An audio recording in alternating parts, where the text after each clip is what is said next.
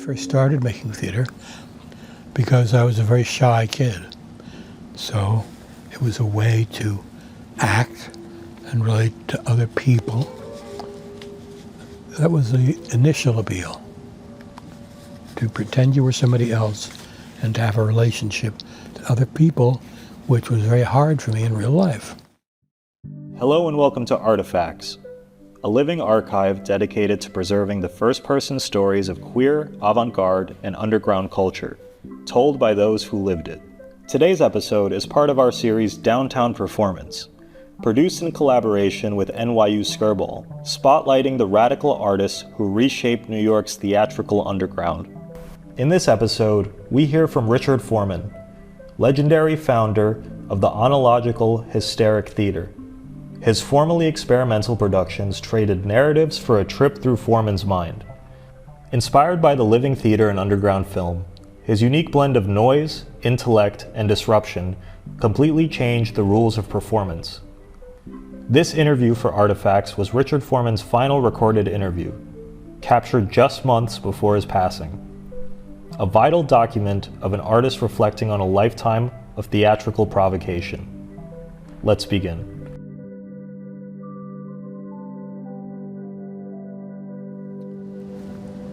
Beginning about age 15, going to the theater every weekend, I would notice even then that most of the plays, most of them well received, but experienced by me as bad, manifested their badness most strongly during the moment-to-moment act of watching them.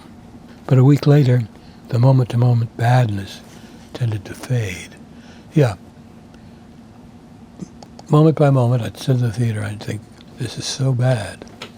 But then, a week later, your memory of that does not contain you relating to it as bad. Yes, you can remember you thought it was bad, but somehow it exists as memory like all other memories. You know, I really went to see everything. I didn't like Maxwell Anderson, but I must have seen 12 plays by Maxwell Anderson, who, when I was of that age, came out with a new play every year. I got very interested in the theater, partially through Kurt Weill, music of Kurt Weill, which I loved. I remember I was so excited when Columbia brought out an album of Mahagani. I think was I in high school or college? I don't know. But I wrote a big sign. The great modern musical opera Mahagani by Kurt Weill is going to be hearable in room, 27 at 3 o'clock on Friday. Nobody came, of course. One thing that I liked very much, there was an English director who directed in a working class theater, Joan Littlewood, and Oh, What a Lovely War, I thought was a great piece. It was mostly her staging of different songs from World War I that were very patriotic, and of course she hated that, but that I remember. But it was distanced in a Brechtian way because they were doing these songs, during the First World War, made everybody feel, hey, great, I'm English and I'm going to defeat the Boche. But she did it years later, and you realized how ridiculous they were. Very early on, I heard about Brecht through reading Mordecai Gorelick's book, New Theaters for Old. And there was just like a couple of sentences talked about this German that was doing theater that did not depend on empathy, but a distancing effect. And I thought, oh, that's what I've been waiting for. I mean, I read that, and I knew that's what I wanted. And I knew when I went to all these Broadway theaters, that's not what I was getting. And No, I kept on going, yes. Because I wanted to make theater. But I'd come out of the theater saying, oh, John, who went with me. That's impossible. If that's what they want, I can never be in theater. I can't do that. That's awful. I like the atmosphere of the theater. I like the artificiality, which very few things exploited. I've told this story many times, maybe to you, about my father saying, who was a lawyer, trial lawyer, coming home one night and saying, you know, son, I was on trial today with the lawyer from the Schubert organization. And he said, if I want, we can give him one of your plays and he'll tell us whether you have any talent. I gave my father that play.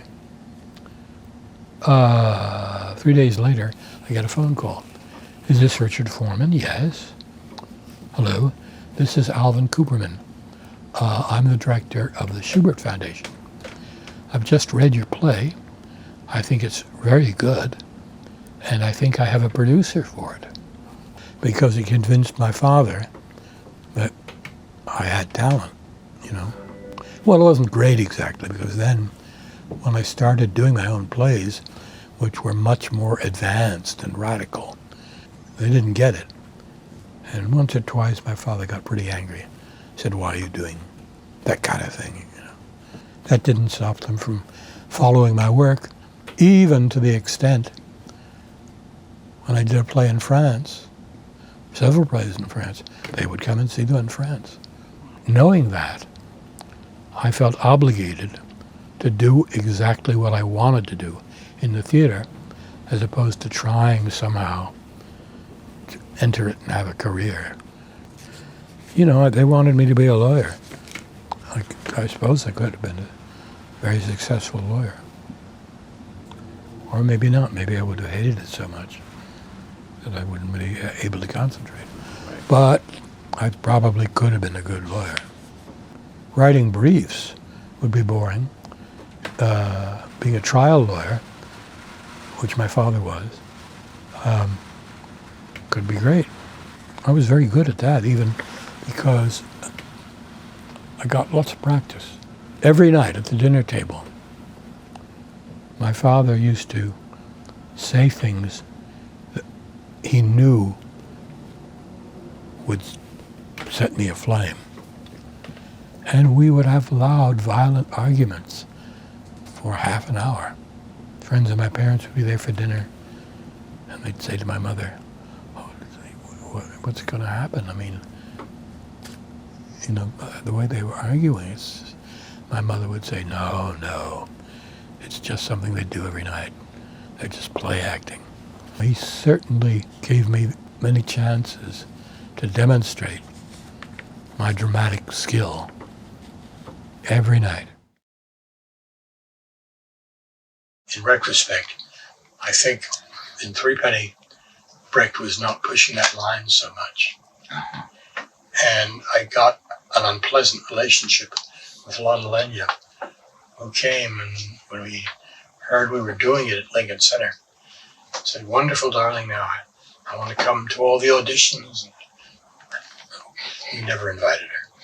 So she was very angry about that. But when she saw it, she complained, that was not the Threepenny Opera. That was cold. You know, when we did it, it had a raffish charm. Well, I thought that if Brecht was throwing the vision of middle-class capitalism back at the audience in 19, whenever it was, what I wanted to throw back at the audience from Lincoln Center was that kind of, McCarthyite, militaristic aspect of American life, which was embodied by Lincoln Center, which looked like a fortress, you know. And I wanted to say, this is what Americans like, and this is what Americans are, and I will make Threepenny Opera be about that. Raoul was very easy to work with, and I didn't direct him too much. And I felt that dealing with this, actually, I let most of the actors do what they do. The man who played Peachum, I forget his name, he just played an overweight, boisterous, middle-class shopkeeper, and I didn't have too much to say to him. The only one that gave me trouble was Ellen Green, who played Jenny, and who played it, when she sang the Pirate Jenny song. Inevitably, tears would stream down her face. And I tried to stop her from being so emotional, but I couldn't.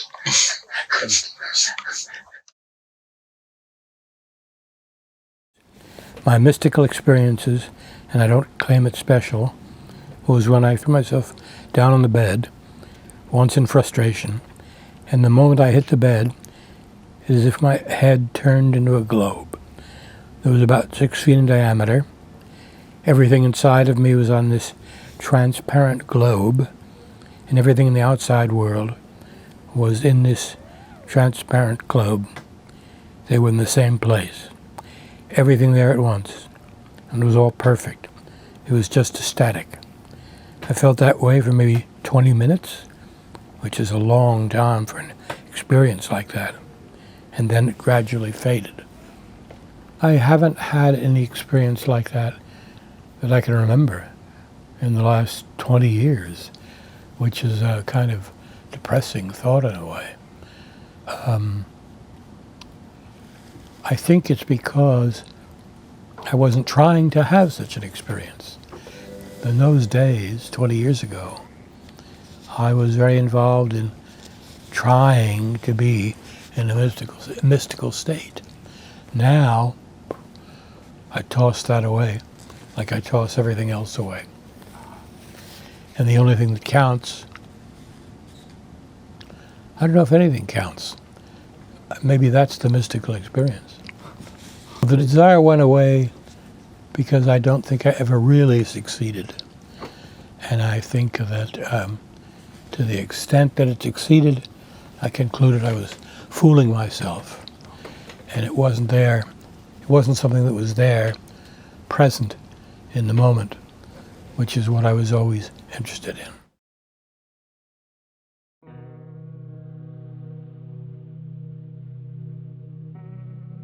Back when I was starting to make my theater, I was only seeing underground film, and I thought I was seeing some sort of presentational art form that made sense to me.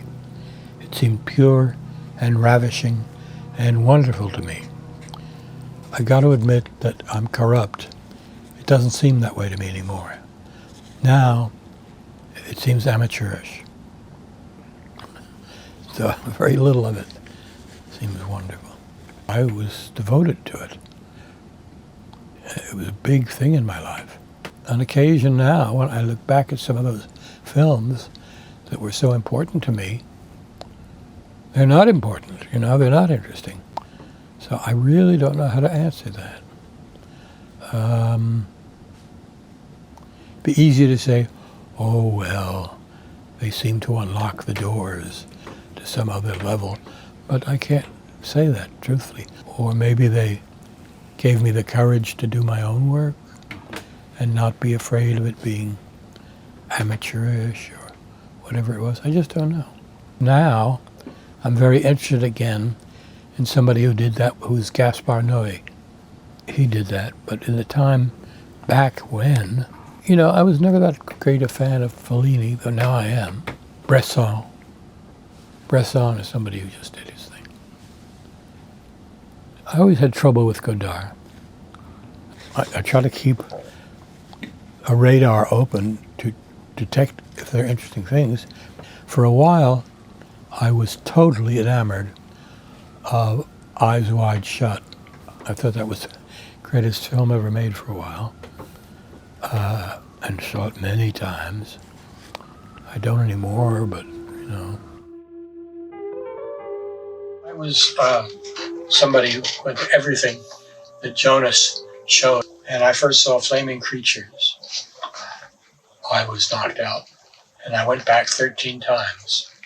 13 times to see Flaming Creatures.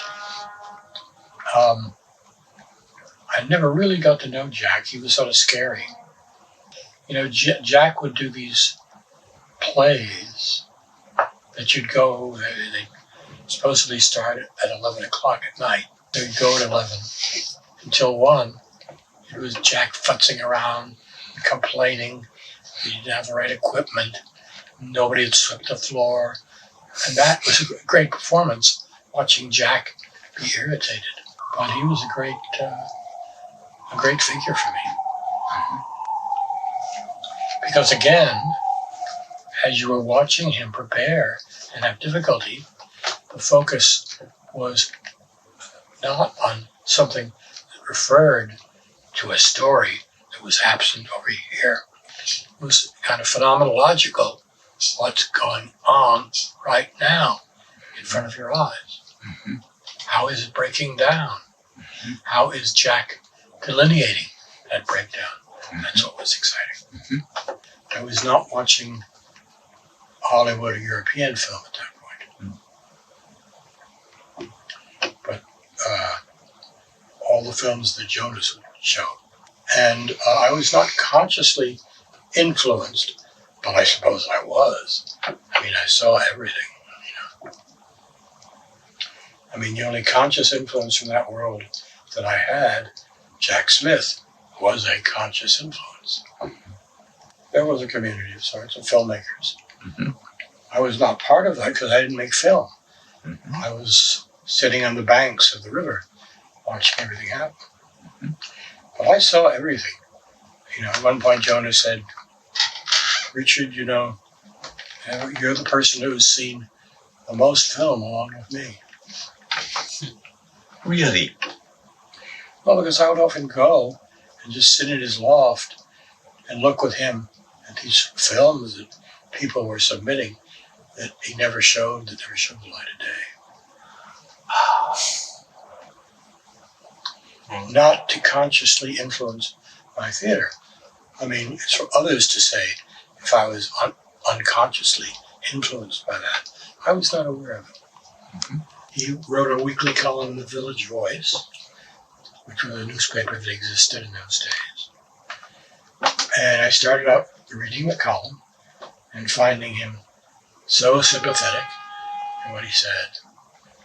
And then we got to know him because at a certain point, he was showing Flaming Creatures and the police came and arrested him. They arrested Jonas, Ken Jacobs, maybe Ken's wife. And seeing that, we called up Jonas and said, well, you don't know who we are, but is there anything you can do to help?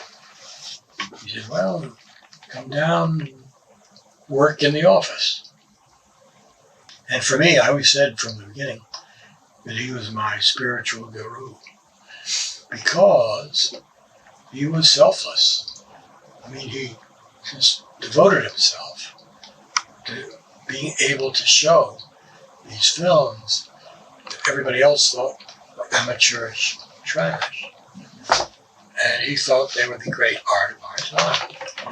You know, like the Rambeaus of our time were these people making these Rambeau-like films. And he promoted that line. And he promoted that idea in his life. Though he was a very clean, not uptight, but pure person. I mean, he wasn't some raging creature. He was this austere guy from Lithuania who devoted his life to trying to promote all this stuff. Mm-hmm. And as an example, his dedication was an example to me. It was a spiritual training for me, certainly. Devoting himself selflessly to promoting this art, and I want to selflessly make art. You know, when I was a young man, there was a certain possibility for me going and making sort of experimental Broadway comedies. But I thought, no. My father told me at one point that he wasn't a millionaire, but when he died, I wouldn't be a millionaire, but I wouldn't star.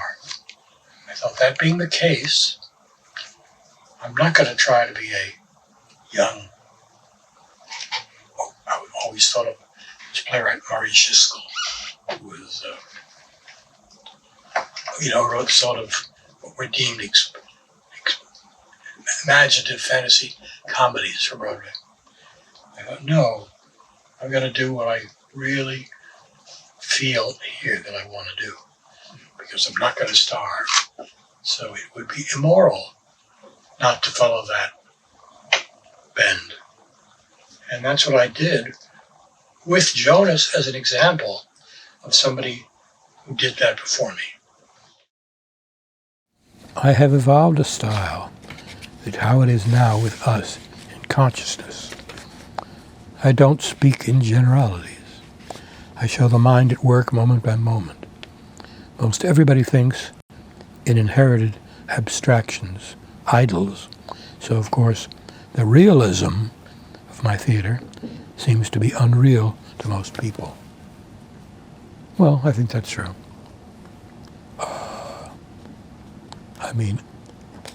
My theater was little blurps of connecting to consciousness. And most people do not follow their consciousness. Most people live in the past, even in the present. I've just said something to you, and I'm living in the past already. In daily life, we suppress awareness, noticing as little as possible of what would distract us from the inherited taught aims. Half-dead people whose perceptual mechanisms are asleep to facilitate the avoidance of distracting real phenomena on the assigned road of life.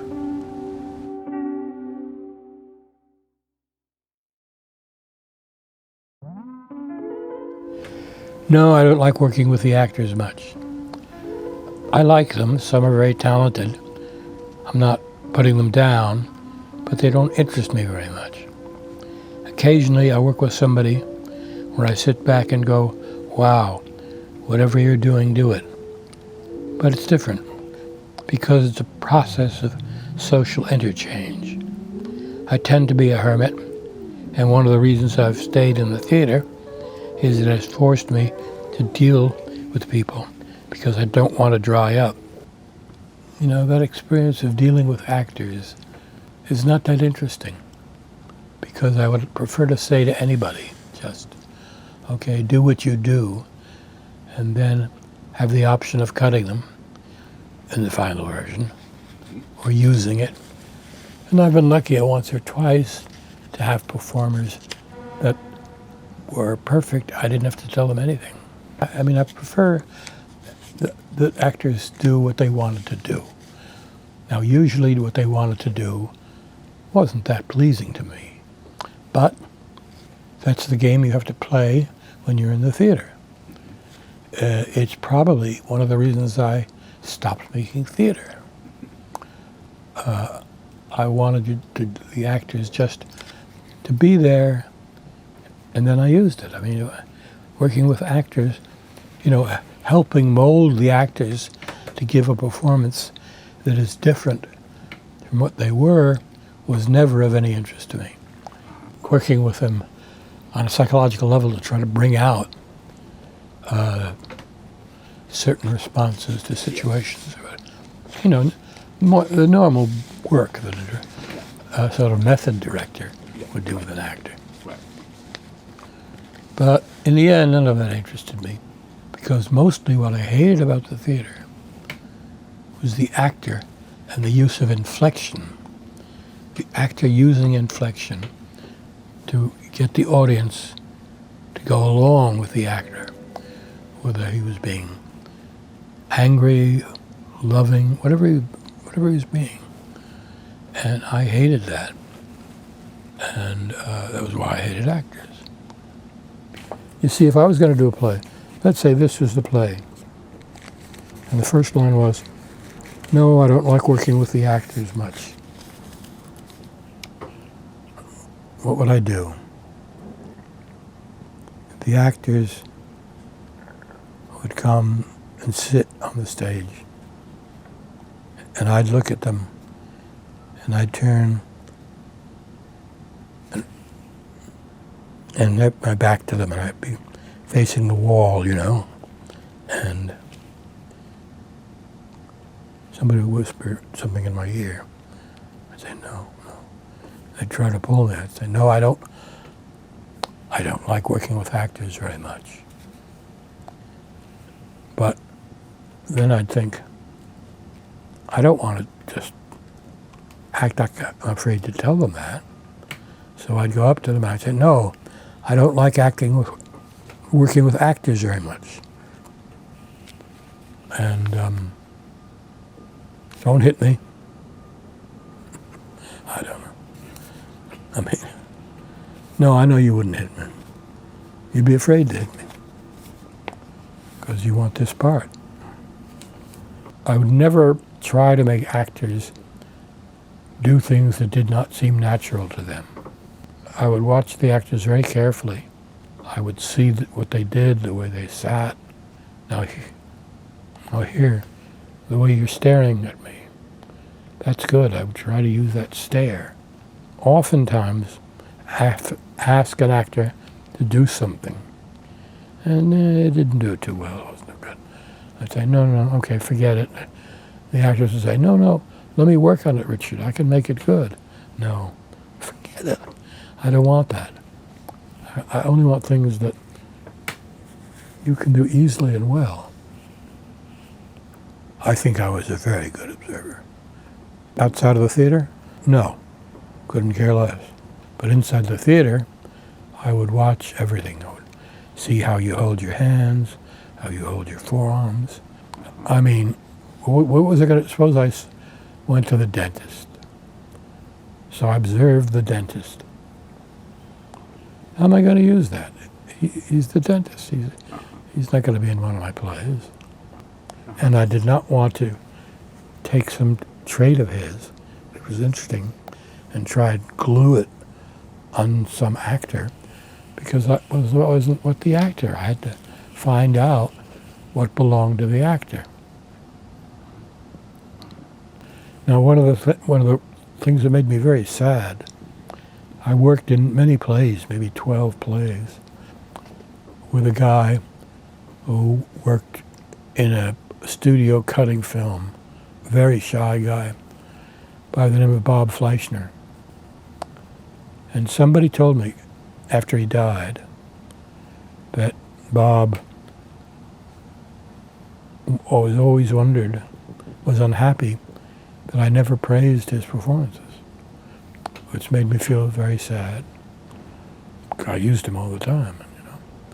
But I was incapable of doing that to anybody.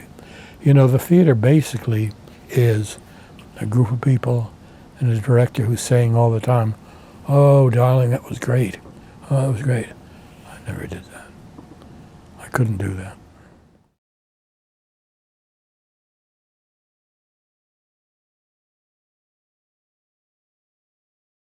I've been very lucky because, well, for a million reasons. Can't think of anybody luckier than me. Because I've been mostly worked through my own theater. But normally in theater, there are all kinds of people who come and offer opinions, and you have to listen to them. They give you the money. They're the producers, and the producer's wife. And many people say, that's the glory of theater. It's the collective thing. It's not just you. But I don't have any interests in collectives. No interests whatsoever. I think they don't produce anything very interesting. And to have to answer to those people, which I didn't have to do that much, but it was just silly, just a waste of time. Mm-hmm.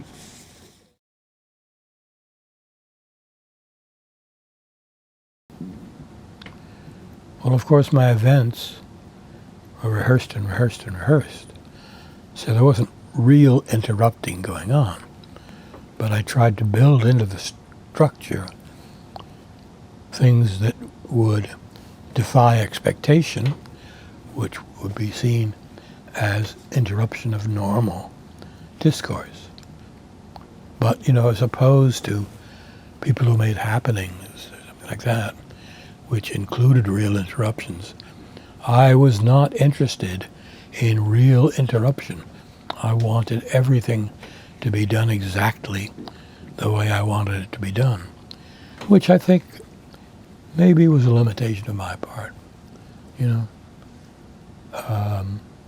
But the fact is, there was no interruption. There was interruption of normal theatrical expectation, but by the time that got through 6 or 8 weeks of rehearsal, it was hardly interruption. But I would not be satisfied with real interruption. It's been so long since I made theater, but bright lights in the audience's eyes, which function sort of like if you're watching a movie and the screen went full of light, blanked out, loud thuds,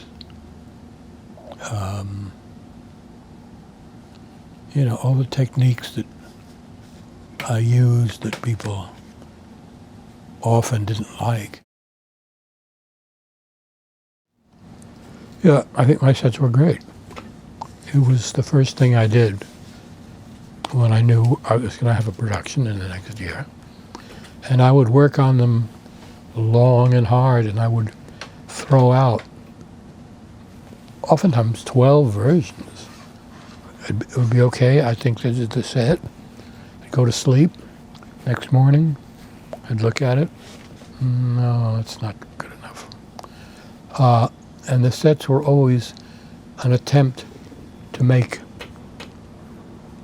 a layered version so that you were both in a nightclub, in a courtroom, in a hospital, using elements, all those things, mixing it into a coherent whole. Then I could stage the plays essentially to utilize the sets. I think I was looking at contemporary modern art, from Picasso to de Kooning and whatever. I certainly was looking at art. I was not looking at film so much because I rehearsed from day one in the set. So, and by the set also, I built the set so it was the side of the audience. So the audience would feel they were in the set. So the play was both, you're inside the play, but no, stand back. Don't be seduced by it. Just watch it. But I don't remember. And the costumes, I just wanted the people to wear what they normally wore. I fooled around with very rough sketches, but I didn't pay much attention to that. I really started weeks ahead of time with cardboard, cutting it out, glue of some sort, and making models. That really began it. Probably the best part of my art. That's one thing I don't have any shyness about. I think my posters are really great. Big black type. And the faces that I used and sometimes distorted were all from one or two books about 17th century religious figures, nuns, things like that.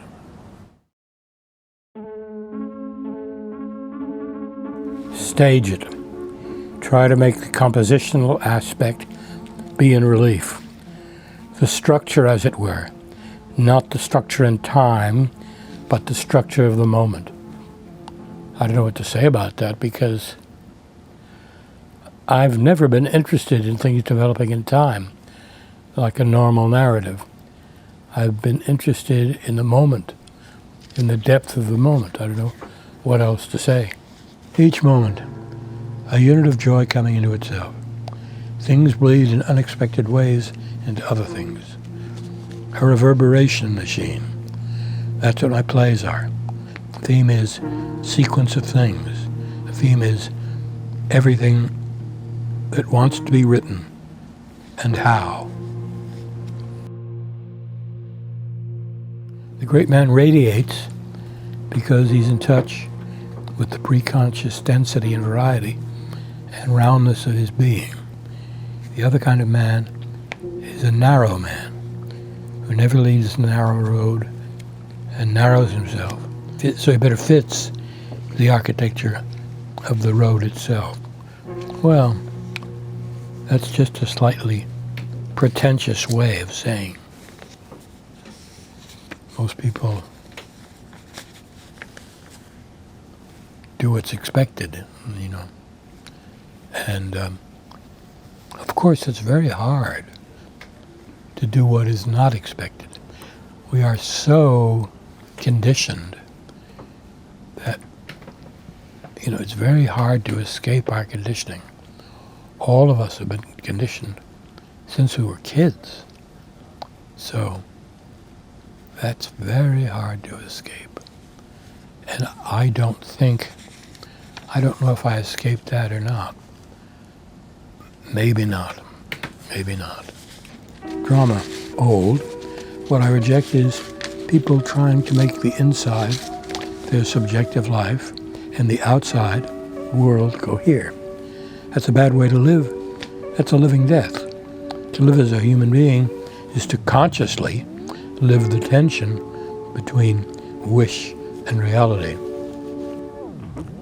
That was one of the reasons, I suppose, that I ended up making such a stylized kind of theater, stylized kind of performance.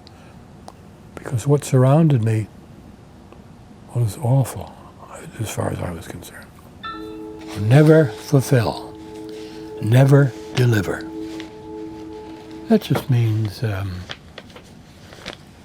you know, if you try to fulfill, what it means is you're imagining an audience and you're basically trying to give the audience what it wants, which of course is terrible. Never deliver, never give the audience what it wants. But there are plenty of other great artists who would share that sentiment. Nobody in commercial film, people in European film, a few would share that opinion. You know, make something come into this world that is not in this world. Done that, been there, huh? Everything that I do is not in this world. It's not, but I know I've been corrupted by the world, and the world is bleeding through me. I can't escape the influence of the world. I like to fool myself that I can, but I can't. But you see, these are hard questions to answer because I'm not really creating much these days. So maybe this will lead me to create something, but there's a lot of sadness in my work, yes. You know, death is coming to me soon, and that is constantly informing my work. Oh, I don't know if it's constantly informing my work. I see there is a lot of sadness in my work. Maybe it comes from that, but I'm not consciously thinking about it at all. I have to remind myself, for instance, at this moment, that I'm 84? And probably won't live too much longer. But like most people, I never think about that. Well, I don't accept it or reject it. It's just a given. Yeah, I wish I could write now, and I can't. I feel I have nothing more to say in a way. And I've got to find something to say. So that's a limitation, which does bother me. But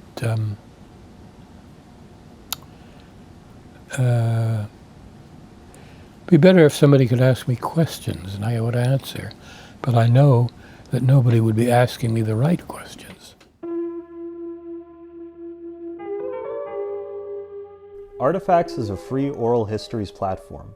Please like, subscribe, and visit our website, www.artifacts.movie, for an ad-free, interactive experience with bonus content. If you're able, please make a tax-deductible donation at www.artifacts.movie/donate. Hit the link on screen to watch another Artifacts interview.